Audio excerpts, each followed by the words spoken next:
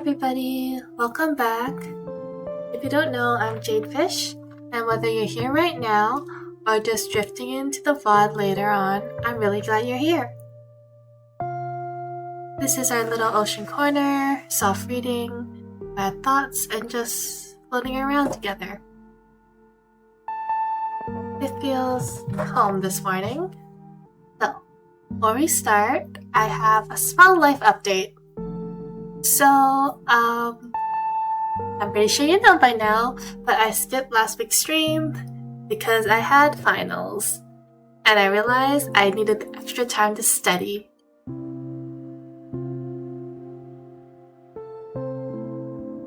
I miss talking to you guys, so sorry for that, but I think it was the right call. Hopefully, I didn't tank my exams, please.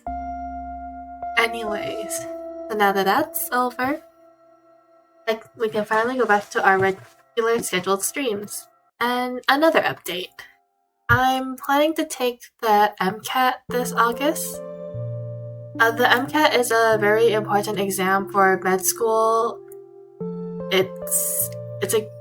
You need to get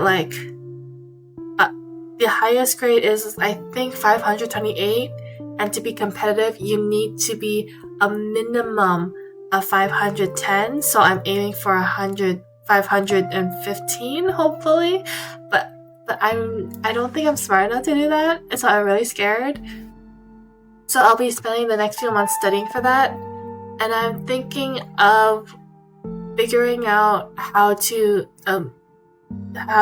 make a study with me stream while I study for the MCAT. Still need to figure out the format for that, and to make sure I'm not going on to anything copyright stuff, because honestly, I do not have a lawyer and I do not know how to handle copyright stuff, so I really want to push that to never need to touch that thing ever. That thing? Yeah. So once I figure that out, I guess you get more streams and I get motivation to study. But, don't hold your breath, because I don't know how to format this, so it might take until next month for me to figure something out. Anyway, that's enough of that. Let's reel it back in to the stream. For today, we'll be continuing Pride and Prejudice by Jane Austen, still physical copy, so again, no screen sharing. Last time we read chapters 9, 10, 11, and stopped right after chapter 12. So today we'll be picking things back up at chapter 13. And yeah, things are getting interesting. Things are slowly heating up. The slow burn of the century. Well, not really. We've all read slower burns. But it counts. Okay. Like always, I don't have a strict plan for how much we'll be reading. We'll just go with the flow, go for an hour, or until I get tired, or until my voice decides it doesn't want to work with me anymore, like always. You'll probably figure out when the stream is ending by the increased frequency of me complaining about my voice. Well, no pressure at all for you. You can just stay the whole time, or come in and out. Or just put this in the background when you work on something else.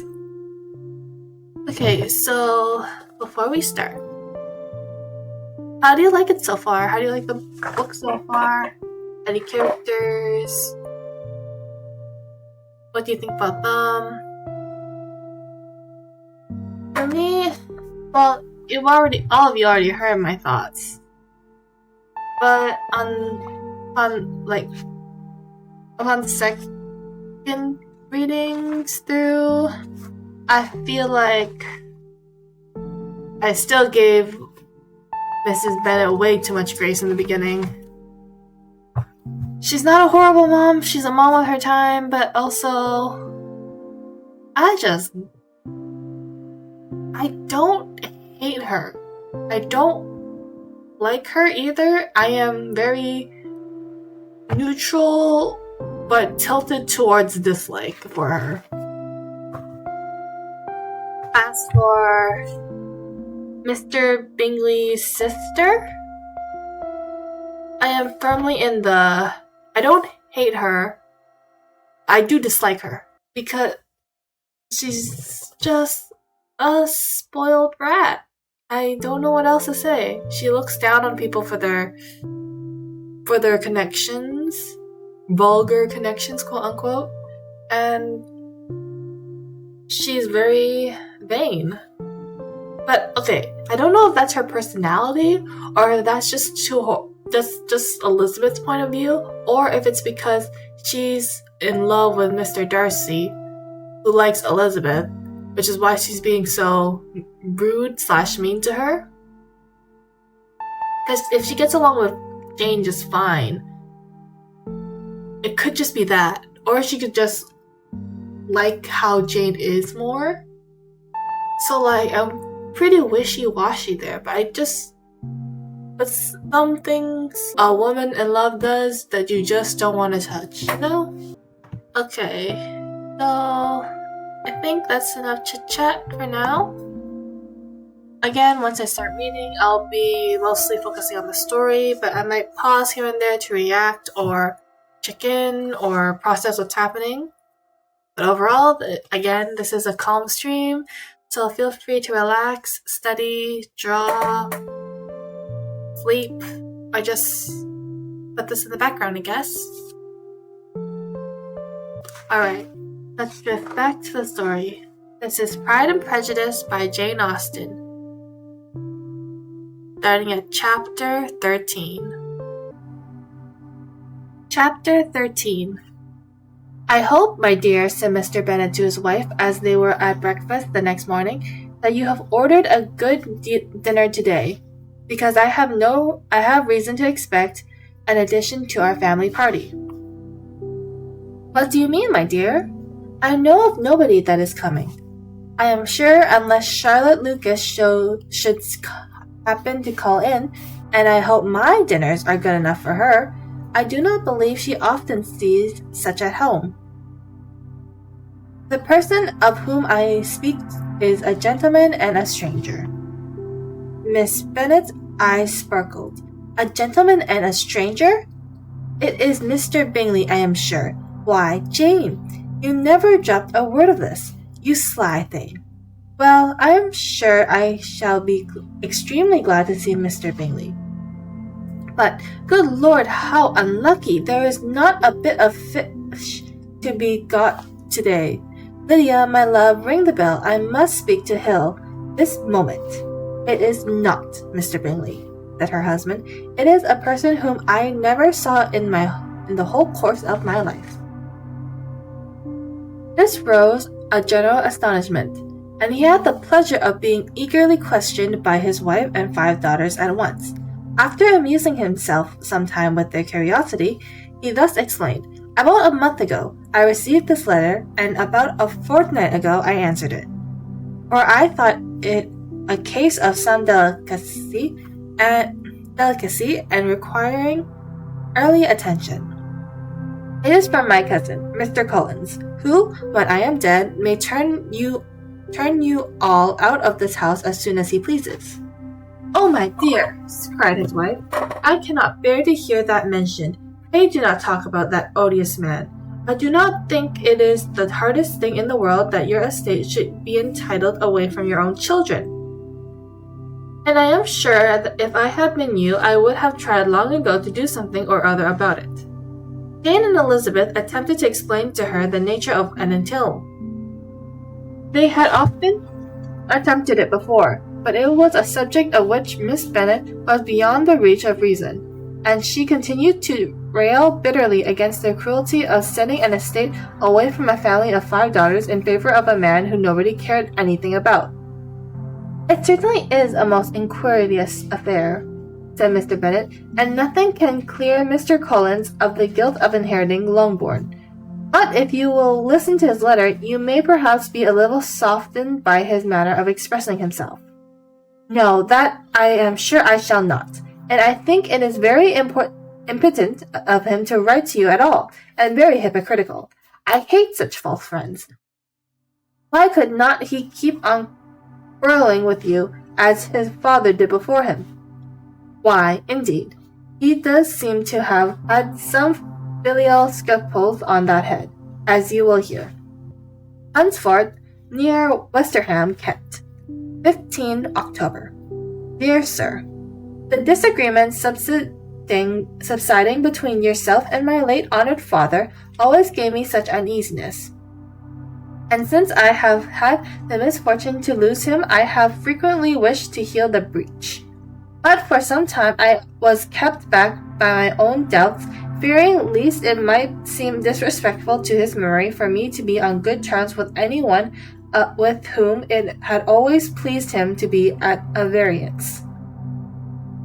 There is Miss Bennet. My mind, however, is now made up on the subject, for having received ordination at Esther, I have been so fortunate as to be distinguished by the patronage of the Right Honourable Lady Catherine de Bourgh, widow of Sir Louis de Bourgh, whose beauty and benevolence has preferred me to the valuable rectory of this parish, where it shall be my greatest endeavour to demean myself with grateful respect towards her ladyship, and be ever ready to perform those rites and ceremonies which are instituted by the Church of England. As a clergyman, moreover, I feel it is my duty to promote and establish the blessing of peace in all families within the reach of my influence. And on these grounds I flatter myself that my present overtures of goodwill are highly commendable, and that the circumstance of my being next to the entail of Longbourn estate will be kindly overlooked on your side, and not let you reject this offered olive branch. I cannot be otherwise with then concerned at being the means of injuring your amiable daughters, and beg leave to apologize for it, as well as to assure you of my readiness to make them ever possible amends. But of this hereafter, if you should have no objection to receive me into your house, I propose myself the satisfaction of waiting on you and your family, Monday, November 18th, by 4 o'clock, and shall probably trespass on your hospitality till the Saturday se'nnight following, which I can do without any inconvenience, as Lady Catherine is far from objecting to my occasional absence on a Sunday, provided that some other clergyman is engaged to do the duty of the day. I remain, dear sir, with respectful compliments to your lady and daughters, your well-wisher and friend, William Collins. At 4 o'clock thereafter, we may expect this peacemaking gentleman, said Mr. Bingley Bennet, as he folded the letter. He seems to be a most courteous and polite young man, upon my word, and I doubt he will prove to be a valuable acquaintance, especially if Lady Catherine should be so indulgent as to let him come to us again. There is some sense in what he says about the girls. However, if he is disposed to make them any amends, I shall not be the person to discourage him. Though it is difficult, said Jane, to guess in what way he could mean to make us the atonement he thinks our due.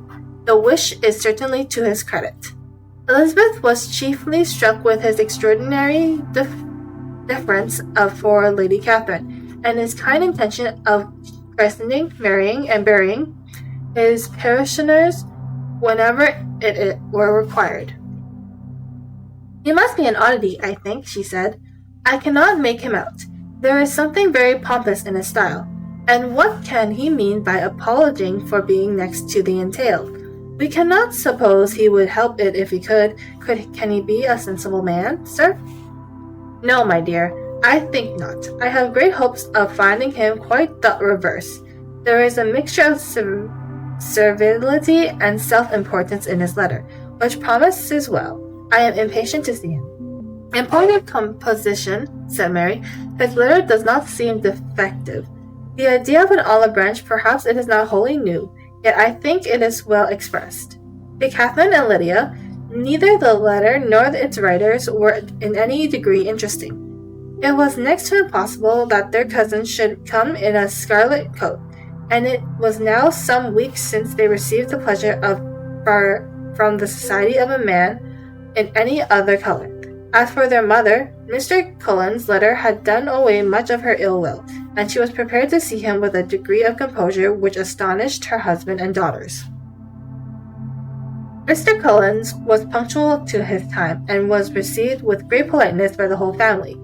Mr. Bennet indeed said little, but the ladies were ready enough to talk, and Mr. Cullen seemed neither in need of encouragement nor inclined to be silent himself. He was a tall, heavy-looking young man of 25. His air was grave and stately, and his manners were very formal. He had not been long seated before he complimented Mrs. Bennet on having so fine a family of daughters, and said he had heard much of their beauty, but that in this instance fame had fallen short of the truth, and added that he did not doubt her seeing them all in due time well disposed of in marriage. This gallantry was not much to the taste of some of his hearers, but Mrs. Bennet, who quarrelled with no compliment, answered most readily. "You are very kind, sir, I am sure, and I wish with all my heart it may be proven so, or else they will be destitute enough. Things are settled so oddly. You allude perhaps to the entail of this estate?" "Ah, sir, I do indeed. It is a grievous affair to my poor girls, I must confess. Not that I mean to find fault with you, for such things, I know, are all the chance in this world. There is no knowing how estates will go when once they become entailed. I am very sensible, madam, of the hardship of my fair cousins, and could say much on the subject, but that I am cautious of appearing forward and precipitate. But I can assure the young ladies that I've come prepared to admire them. At present, I will not say more, but perhaps when we are better acquainted." He was interrupted by a summons to dinner, and the girls smiled on each other. They were not the only subjects of Mr. Cullen's admiration. The hall, the dining room, and all its furniture were examined and praised, and his commendation of everything would have touched Mrs. Bennet's heart, but for the mortifying supposition of his viewing it at all as his own future property. The dinner, too, in its turn, was highly admired. He had begged to know which of his fair cousins the excellence of its cookery was owing. But here he was set right by Mrs. Bennet, who assured him with some asperity that they were very well able to keep a good cook, and that her daughters had nothing to do in the kitchen. He begged pardon for having displeased her. In a softened tone, she declared herself not at all offended, but he continued to apologize for about a quarter of an hour. And that was chapter 13. I'm going to drink some water. Well, we finally met the cousin, Mr. Cullens. When I first read it, I couldn't take his name seriously because Cullen, it's famous for being the last name of what's his face from Twilight? Edward from Twilight. Even someone who didn't grow up with it, like me, has heard through popular media osmosis about that name, and I just couldn't take it seriously for this book. Although this book came first, so maybe they took it from him? Or is Cullen's just a famous, white last name? Anyways, from the first impressions, Mr. Cullen seems like an okay person, a little chatty, but that's not bad. I can't really hold a conversation myself.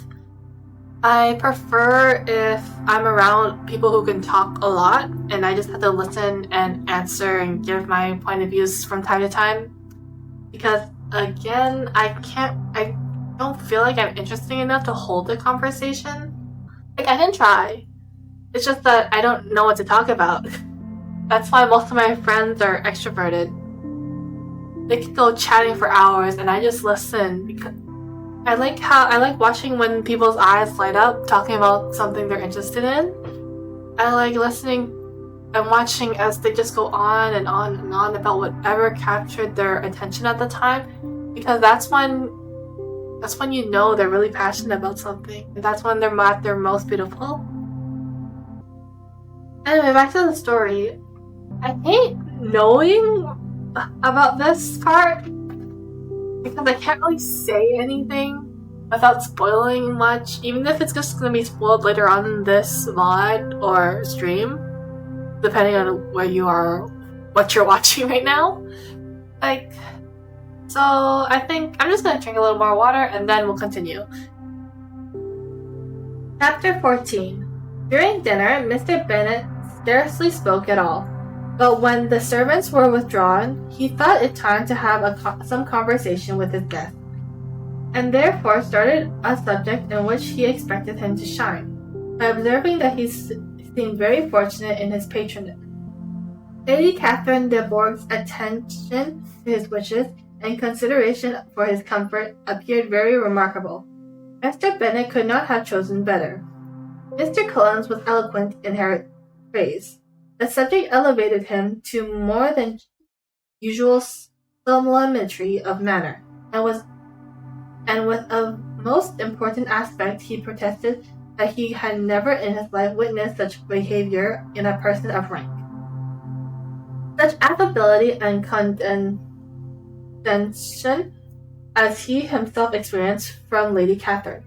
She had been graciously pleased to approve of both the discourses which he had already had the honor of preaching before her.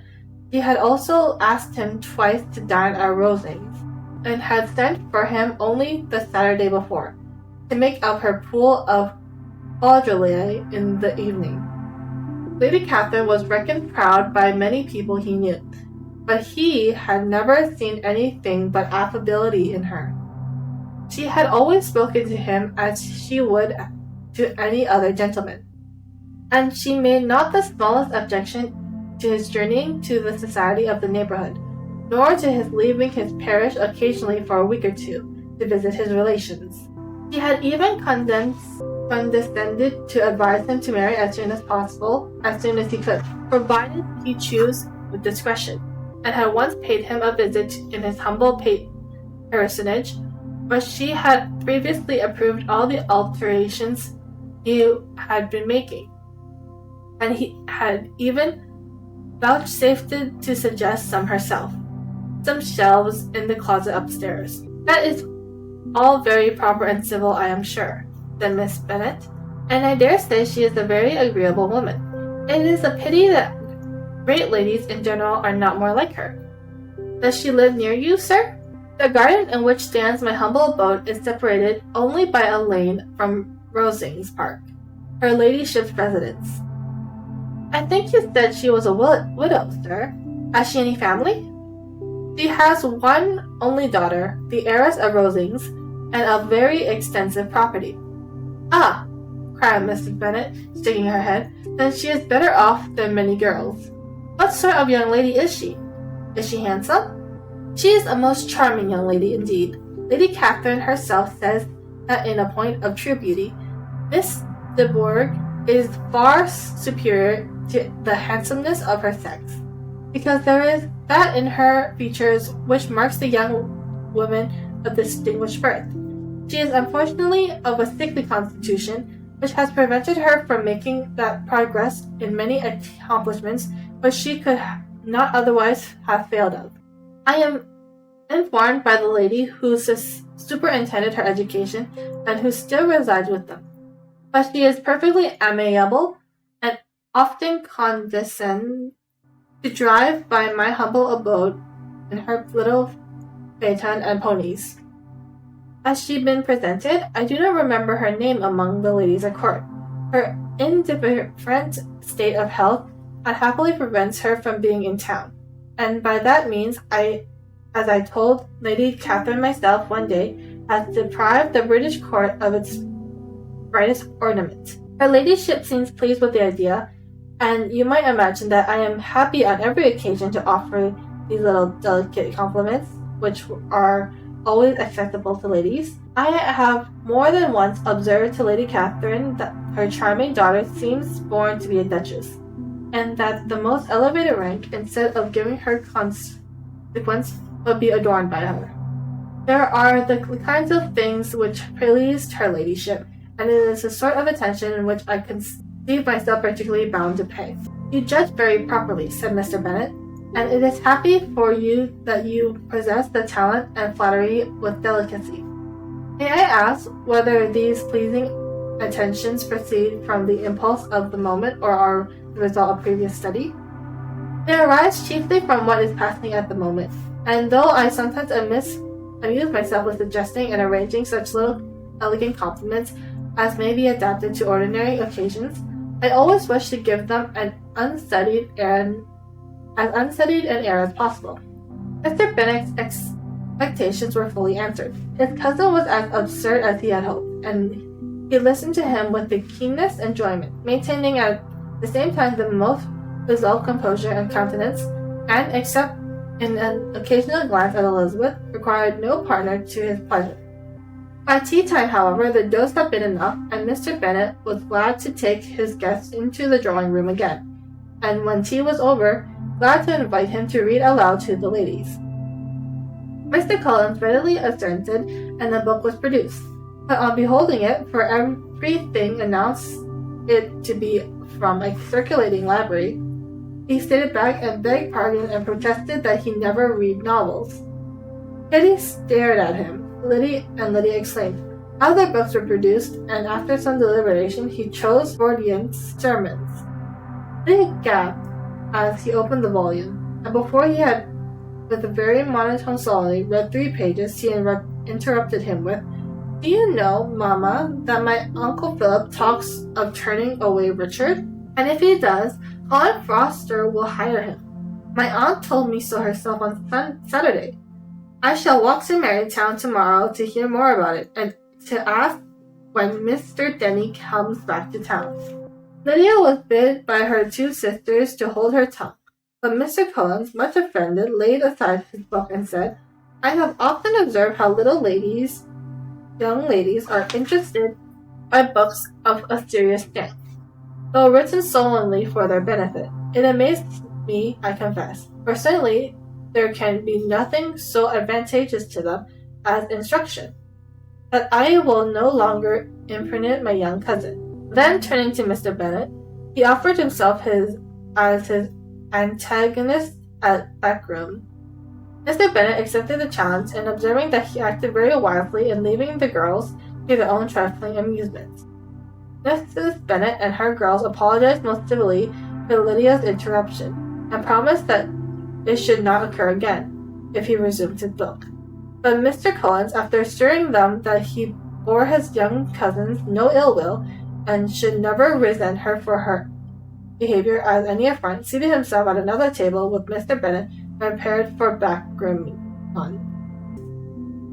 And that was the end of chapter 14. I don't blame Mr. Collins for being upset with Lydia, because honestly, if I was reading and I finally found a good book that I wanted to read, and then I started reading and then someone interrupts me when I was trying to read to them, I'd be like, why?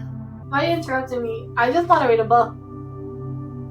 And and whatever you're interrupting me about has nothing to do with me, so why are you interrupting? Of course, I wouldn't be that confrontational. I am very conflict averse. It's only in the safety of my own mind that I'll be very confrontational. But so I don't blame Mr. Collins for just not blowing up, because he was really, it was just a cold civility about it. I also think he's taking it a little too far, because he's 25 and this girl is 13, 16? Somewhere between that. That's 10 years younger. I can't see myself getting upset at a child. But she is a child. She should have known better than interrupting. And she could have waited until he left or was doing something else to talk to her mom about this, but she is still a child. So Mr. Cullen shouldn't have been angry with her. He could be upset. No, he has every right to be upset. We can't control how people feel, and we can't just ask people to just not be upset about something they have a legit reason to be upset about. But we can also see that, and this girl is like a baby. You don't have, even if you are upset, just don't take it out on her or her family. At least he accepted the apology as not very sincere as it. He doesn't seem sincere in taking the apology, but he seems like type to take the apology and just move on. He'll keep it in the back of his mind. I feel like that's a grudge she's gonna hold on for a while, but he'll take it just to smooth out conversation. Let's move on to chapter 15. Mr. Collins was not a sensible man, and the deficiency of nature had been but little assisted by education or society. The greatest part of his life having been spent under the guidance of an illiterate and miserly father. And though he belonged to one of the universities, he had merely kept the necessary terms without forming any useful acquaintance.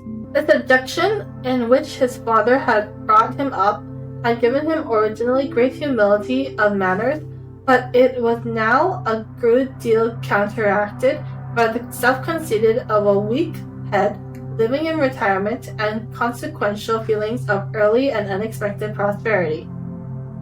A fortunate chance had recommended him to Lady Catherine de Bourgh when living in Hansford was vacant, and the respect which he felt for her high rank and his venerance of her as his patroness, mingling with a very good opinion of himself and his authority as a clergyman and his right as a rector, made him altogether a mixture of pride and obsequence, self-importance and humility.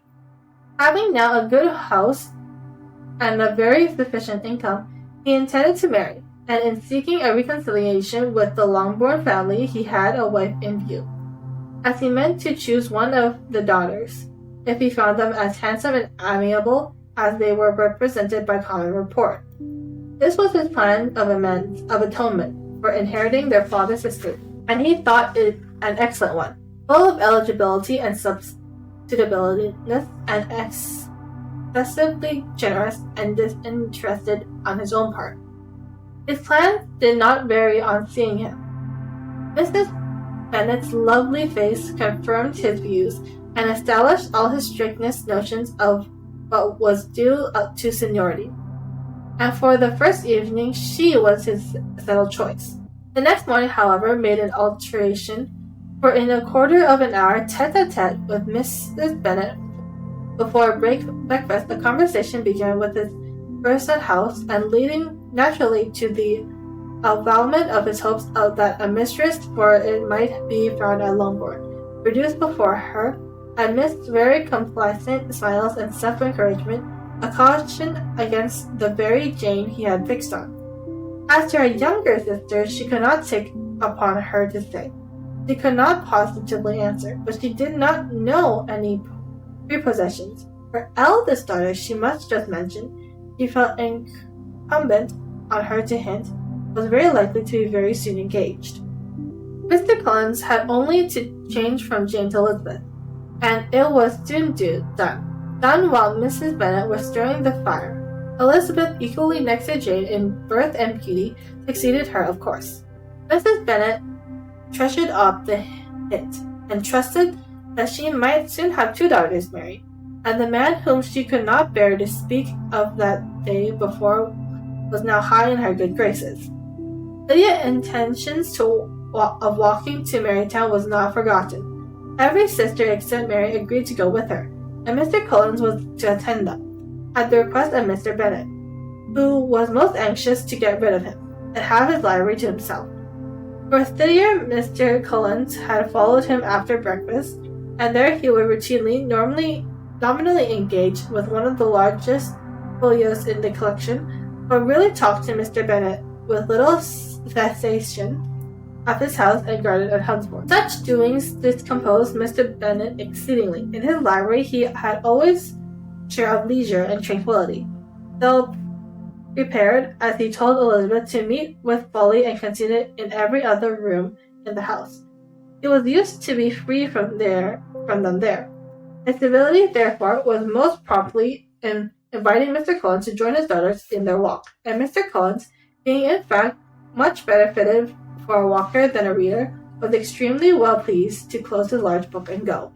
In pompous nothings on his side, and civil assent on that of his cousins, their time passed till they entered Marytown. The attention of the younger ones was no longer to be gained by him. Their eyes were immediately wandering up in the streets in quest of the officers, and nothing less than a very handsome bonnet indeed, or a really new muslin in a window shop could recall them. But the attention of every lady was soon caught by a young man, whom they had never seen before, of a most gentlemanlike appearance, walking with an officer on the side of the way. The officer was the very Mr. Denny concerning whose return from London Lydia came to inquire, and he bowed as they passed. All were struck with the stranger's air. All wondered who he could be, and Kitty and Lydia determined, if possible, to find out. Led the way across the street under the pretense of wanting something in the opposite shop, and fortunately had just gained the pavement when the two gentlemen, turning back, had reached the same spot. Mr. Denny addressed them directly, and entreated permission to introduce his friend, Mr. Wickham's, who had returned with him the day before from town, and he was happy to say had accepted a commission in their corps. This was exactly as it should be, for the young man wanted only regiments to make him completely charming. His appearance was greatly in his favor. He had all the best parts of beauty, a fine countenance, a good figure, and a very pleasing address. The introduction was followed up on his side by a happy readiness of conversation, a readiness at the same time perfectly correct and unassuming. The whole party were still standing and talking together very agreeably, when the sound of horses drew their notice, and Darcy and Bingley were seen riding down the street. On distinguishing the ladies of the group, the two gentlemen came directly towards them and began the usual civilities. Bingley was the principal spokesman, and Mrs. Bennet was the primary object. He was then, he said, on his way to Longbourn on purpose of inquiring after her. Mr. Darcy corroborated with a bow, and was beginning to determine not to fix his eyes on Elizabeth, when they were suddenly arrested by the sight of the stranger, and Elizabeth happening to see the countenance of both as they looked at each other, with all astonishment at the effect of the meeting. Both changed color, one looked white, the other red. Mr. Wickham's, after a few minutes, touched his hat, a salutation which Mr. Darcy had designed to return. Which could be the meaning of it? It was impossible to imagine. It was impossible not to long to know. Another minute, Mr. Bingley, without seeming to have noticed what had passed, took leave and rode on with his friend. Mr. Denny and Mr. Wickham's walked with the young ladies to the doors of Mr. Phillip's house, and then made their bows in spite of Miss Lydia's persistent entreaties that they should come in, and even in spite of Mrs. Phillips throwing up the parlor window and loudly seconding the invitation. Miss Phillips was always glad to see her nieces, and the two eldest, from their recent absence, was particularly welcome, and she was eagerly expressed surprise at their sudden return home, which, as their own carriage had not fetched them, she should have known nothing about, if she had not happened to see Mr. Jones's shop boy in the street, who had told her that they were not to send any more draughts to Netherfield because the Miss Bennets were coming away. When her civility was claimed towards Mr. Collins by Jane's introduction of him, she received him with her very best politeness, but she returned with as much more, apologizing for his intrusion without any previous acquaintance with her.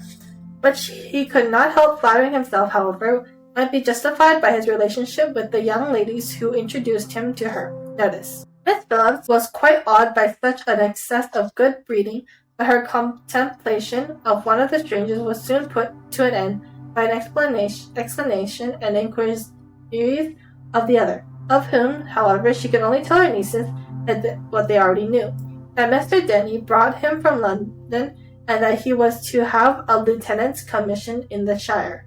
She had been watching him the last hour, she said, as he walked up and down the street, and had Mr. Wickham appeared, Kitty and Lydia would have certainly have continued the occupation.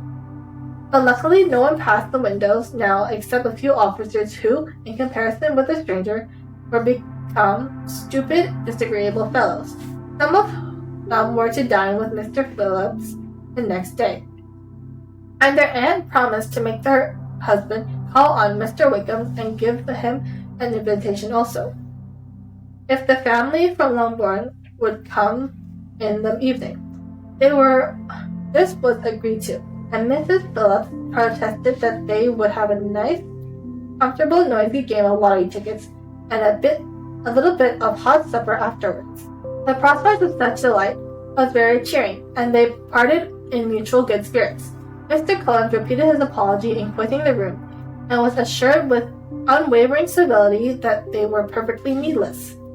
As they walked home, Elizabeth related to Jane what she had seen pass between the two gentlemen, but though Jane would have defended either or both, had they appeared to be wrong, she could no more explain such behavior than her sister. Mr. Cullen, on his return, highly gratified Miss Bennet by admiring Mrs. Phillips' manners and politeness. He protested that, except Lady Catherine and her daughters, he had never seen a more elegant woman, for she had not only received him with the uttermost civility, but had even pointedly included him in her invitation for the evening, although utterly unknown to her before. Something he supposed might be attributed to his connection with him, but yet he had never met with so much attention in the whole course of his life. I understand why he got so upset with Lydia. If he grew up with an illiterate father, he probably had to teach himself to read. So for someone who probably struggled with literacy, having someone interrupt them while they're trying to read to them would obviously make him upset. As for Mr. Wickham's, he is the primary nice guy. Probably one of the first nice guys. We all know him. Everybody knows him. Nobody wants to be him or be with him. Any more than that, I think I'll be spoiling. And honestly, like I said before, the tension between Mr. Darcy and Mr. Wickham is just perfect. I can't wait to read more. I know what's going to happen, but I don't exactly remember the exact wording, And I can't wait. Anyways, it's still very nice to not have the stress of exams or university hanging over my head. I've been smiling this entire stream. It's been really nice. My university and exam stress is soon going to be overtaken by my MCAT and studying stress, but right now, I'm content. I love reading. I love my collection of books. They just give me so much comfort. When reality is too much, I can just jump into a nice book. And that honestly is everything. And I hope it does the same for you. I hope my voice gives you a little comfort during these trying times. And I hope everything in your lives are going well. I hope you have a wonderful day, a lovely night, and if you're sleeping, peaceful dreams. Goodbye!